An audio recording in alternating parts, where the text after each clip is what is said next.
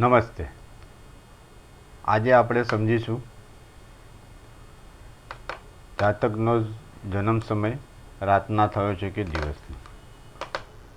જાતકના જન્મ સમયે સૂર્ય જે રાશિમાં હોય તેના આગળ પાછળના 2 કલાકની અંદર જાતકનો જન્મ થયો હોય.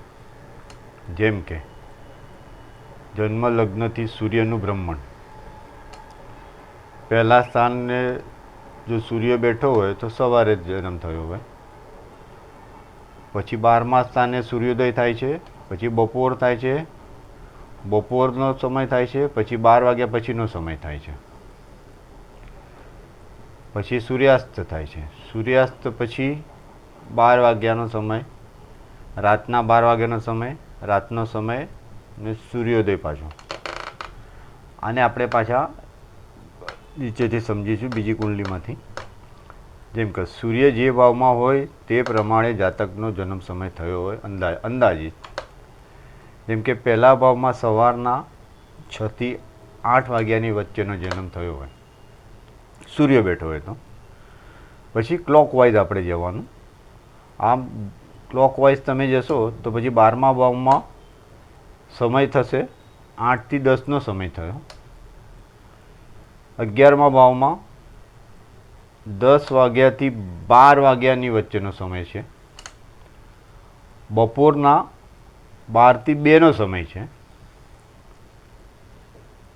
આ 10મા ભાવમાં 9મા સ્થાનમાં 2 થી 4નો સમય છે,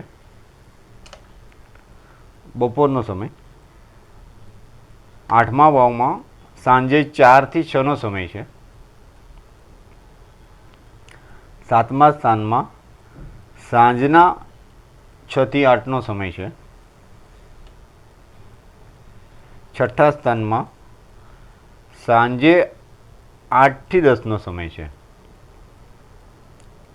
5મા સ્થાનમાં 10 થી 12નો સમય છે.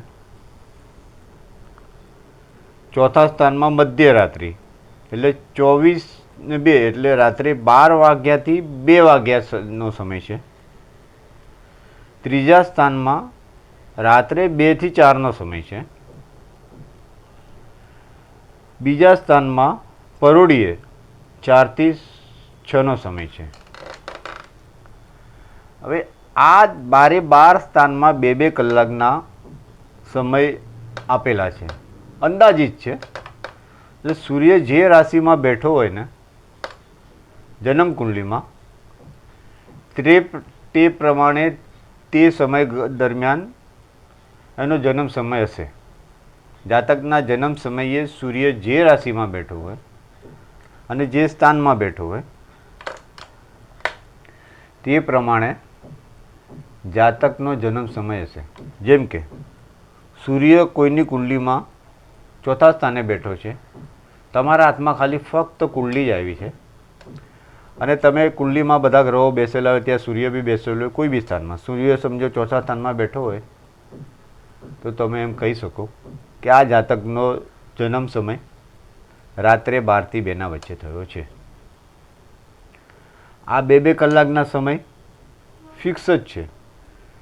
કેમ કે આપણે ક્લોકવાઇઝ જોવાનું છે. 12 ખાના છે, 12 ખાનામાં 2 કલાક આપણે ગણી લીધા છે એટલે 24 કલાક થઈ ગયા. જેમ કે તમારા હાથમાં ખાલી ફક્ત કુંડલી જ આવી છે અને કોઈ પૂછે કે આનો જન્મ કેટલા વાગ્યાનો હશે અંદાજે. જેમ કે સૂર્ય સમજો 9મા સ્થાનમાં જન્મ કુંડલીમાં બેઠો હોય તો આપણે એને કહેવાય. બીજા બધા ગ્રહો હોય પણ આપણે સૂર્યથી જ, સૂર્ય જે ભાવમાં બેઠો હોય તે પ્રમાણે જાતકનો જન્મ સમય અંદાજિત હોય. સૂર્ય 9મા સ્થાનમાં તમે જોયો તો તમે કહી શકો છો કે આ જાતકનો જન્મ સમય અંદાજિત બપોરે 2 થી 4ના વચ્ચે છે. આરામથી તમે કહી શકો છો. જન્મ કુંડલીમાં સૂર્ય જે રાશિમાં બેઠો હોય, જે સ્થાનમાં બેઠો હોય તે સ્થાન પ્રમાણે 2 કલાક આપણે જોઈ લઈશું તો તે પ્રમાણે જાતકનો જન્મ સમય થયો હોય. સૂર્ય સમજો પહેલા સ્થાનમાં બેઠો છે અને તમને કોઈ પૂછે કે આ જાતકનો જન્મ સમય ક્યારનો હશે, તો તમે કહી શકો સૂર્ય પહેલા સ્થાનમાં બેઠવા હોવાથી સવારના 6 થી 8ની વચ્ચે આ જાતકનો જન્મ સમય હોઈ શકે. ઘણીવાર કોઈની પાસે કુંડલી હોય છે પણ સમય ખબર નથી હોતી. ઘણા લોકોને ખોવાઈ ગયો, ખાલી કુંડલી જ હોય બનાવેલી કે ફક્ત કુંડલી છે પણ સમય ખબર નથી 24 કલાકમાં કયો સમય છે. તો તમે એની કુંડલીમાં, જાતકની કુંડલીમાં સૂર્ય જે સ્થાનમાં બેઠો હોય તે સ્થાન પ્રમાણે તમારે એ 24 કલાકમાંથી તમને જન્મ સમય મળી જાય. જેમ કે અહીં એકવાર સૂર્ય સમજો 5મા સ્થાનમાં બેઠો હોય તો રાત્રે 10 વાગ્યાથી 12 વાગ્યાની વચ્ચે જાતકનો જન્મ હોય. આટલું તમે આરામથી કહી શકો. આટલું તમે કહેશો ને તો એમને જન્મ સમય નહીં બી ખબર હોય ને કોઈને પૂછાવડાવશે એમના સગા સંબંધી માતાને કે કોઈને બી તો અંદાજ આવી જશે કે હા કે ભાઈ એમનો જન્મ સમય રાતના 10 થી 12ના વચ્ચે હતો. એ વાત બરાબર. એટલે જન્મ કુંડલીમાં બધું જ આપેલું છે. જન્મ કુંડલી એક મિરર છે. તમને ખાલી જોતા આવડવું જોઈએ અને એમાં ફળકતન કરતા આવડી ગયું. એક વાત તમને ખ્યાલ આવી ગયો કે જન્મ કુંડલીમાં સૂર્ય જે બી સ્થાનમાં બેઠો હોય તે સ્થાન પ્રમાણે એનો જન્મ સમય હોઈ શકે. સૂર્ય સમજો 7મા સ્થાને બેઠો છે તો સાંજના 6 થી 8નો સમય હોઈ શકે. સૂર્ય જે સ્થાનમાં બેઠો હોય તે પ્રમાણે આપણને 24 કલાકમાંથી 2 કલાક નજીકનો સમય મળી જશે તમને આરામથી. તે જ પ્રમાણે દરેક સ્થાનના કારક ગ્રહો એટલે દરેક ભાવમાં, આ દરેકની કુંડલીમાં કારક ગ્રહો ફિક્સ જ હોય છે. કારક ગ્રહો એટલે હું સહેલાઈ ભાષામાં કહું છું, એ સ્થાનનું ફળ આપવા માટે અમુક ગ્રહોને એક જવાબદારી આપી છે. જવાબદારી મીન્સ કે આ સ્થાનનું આ ગ્રહ ફળ આપશે. આ સ્થાન પ્રમાણે આપ્યા છે કારક ગ્રહો. જેમ કે પહેલા સ્થાનનો કારક સૂર્ય છે. પહેલા સ્થાનનું ફળ સૂર્ય આપશે કારક ગ્રહ તરીકે, એને આપણે જોવો પડે. બીજા સ્થાનનું ફળ ગુરુ આપશે. કેમ ગુરુ? કેમ કે ગુરુ બીજા સ્થાનનો કારક ગ્રહ છે. ત્રીજા સ્થાનનો કારક ગ્રહ કોણ છે? મંગળ છે. ત્રીજા સ્થાનનું ફળ મંગળ બી આપશે.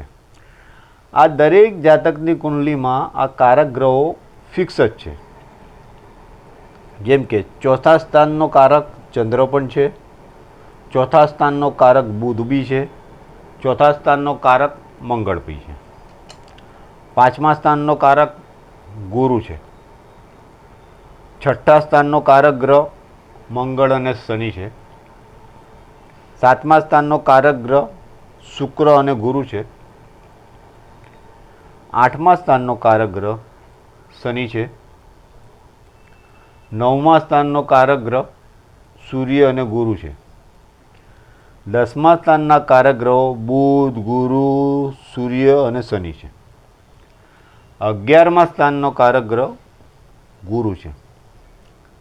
12મા સ્થાનનો કારક ગ્રહ શનિ છે.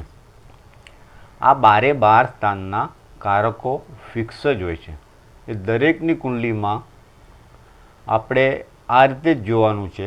દરેકની કુંડલીમાં આ કારક ગ્રહો ફિક્સ જ હોય છે. પછી એ કુંડલીમાં રાશિ પડી હોય, ગ્રહો પડ્યા હોય, એ પછી આગળની વાત છે. પણ આ તમારે એક ફિક્સ જોઈ લેવાનું, મગજમાં બેસાડી દેવાનું કે ભાઈ પહેલા સ્થાનનો કારક ગ્રહ સૂર્ય છે, બીજા સ્થાનનો ગુરુ છે, ત્રીજા સ્થાનનો મંગળ છે, ચોથા સ્થાનનો ચંદ્ર, બુધ ને મંગળ છે કારક ગ્રહ, 5મા સ્થાનનો ગુરુ કારક છે, છઠ્ઠા સ્થાનનો મંગળ શનિ કારક છે, 7મામાં શુક્ર ગુરુ કારક છે, 8માનું ફળ શનિ કારક ગ્રહ આપશે, 9માનું ફળ સૂર્ય ગુરુ આપશે, 10માનું સ્થાન બુધ, ગુરુ, સૂર્ય, શનિ. આ ગ્રહ આપશે કારક ગ્રહ તરીકે 11મા સ્થાનનું ફળ, ગુરુ આપશે કારક ગ્રહ તરીકે 12મા સ્થાનનું ફળ, શનિ આપશે કારક ગ્રહ તરીકે. આ તમારે ફિક્સ થઈ જવું જોઈએ, આ બધા માટે ફિક્સ જ હોય છે.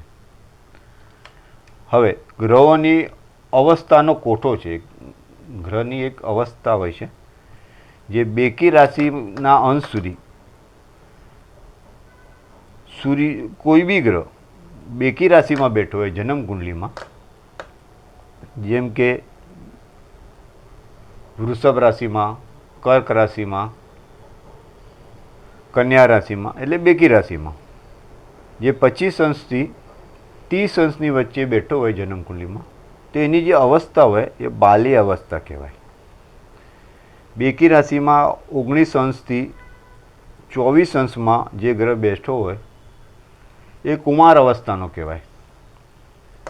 બેકી રાશિમાં 13 અંશથી 18 અંશમાં જે ગ્રહ બેઠો હોય જન્મ કુંડલીમાં એને યુવા અવસ્થા કહેવાય.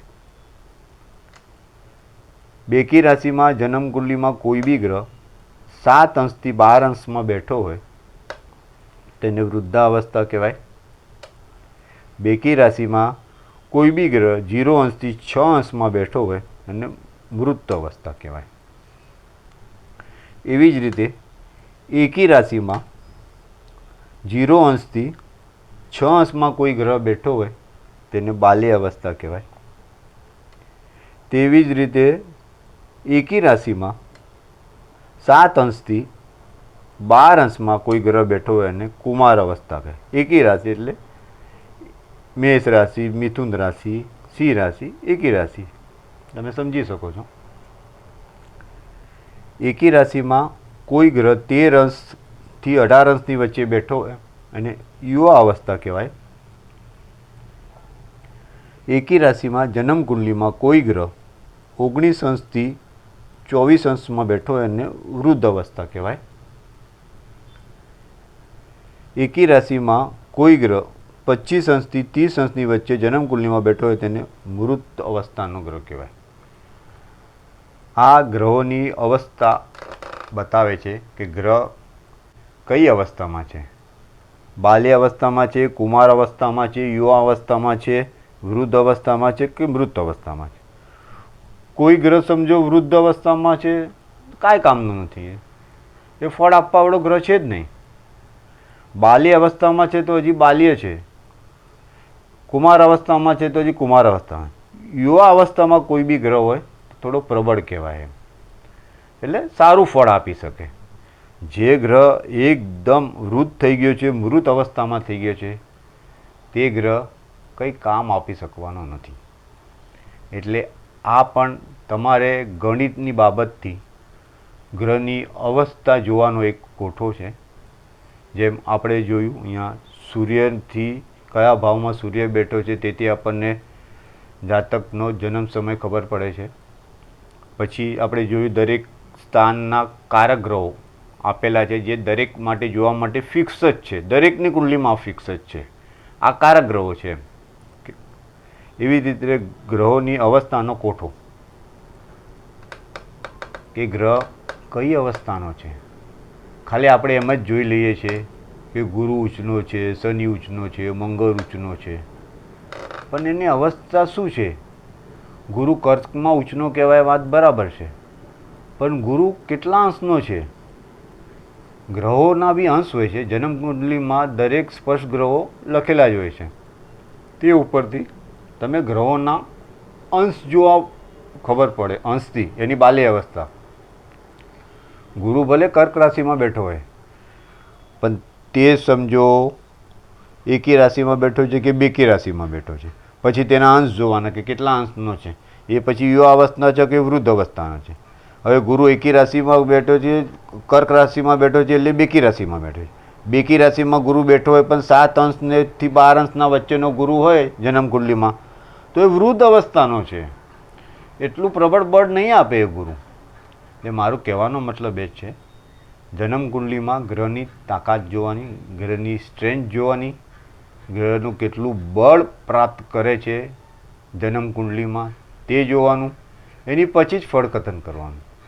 એમ નથી જોવાનું કે ગુરુ સમજો કે ફક્ત કર્ક રાશિમાં બેઠો એટલે બળવાન ઉંચનો સારું ફળ આપશે, એવું નથી બનતું. બેકી રાશિનો ગુરુ 7 અંશથી 12 અંશનો હોય તો વૃદ્ધ અવસ્થાનો થઈ ગયો, એટલું સારું ફળ નહીં આપે. આપણે આગળ હજી બી સહેલાઈથી સારું એવું સમજીશું. આજે અહીંયા સુધી. નમસ્તે.